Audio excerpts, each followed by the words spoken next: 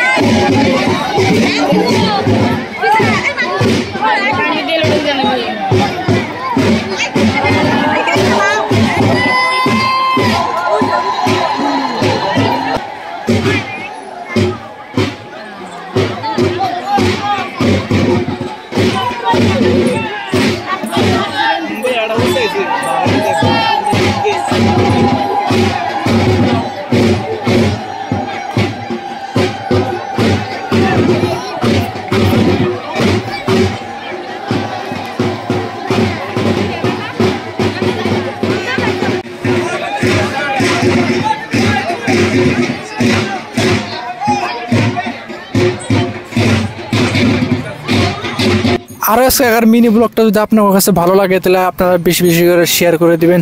আরও যারা যারা নতুন দেখতেছেন তারা আমার ফেসবুক পেজটা ফলো করে রাখবেন। নতুন নতুন ভিডিও দেখতে পারবেন। আর ভিডিওটা যারা দেখলেন তাদেরকে অসংখ্য ধন্যবাদ।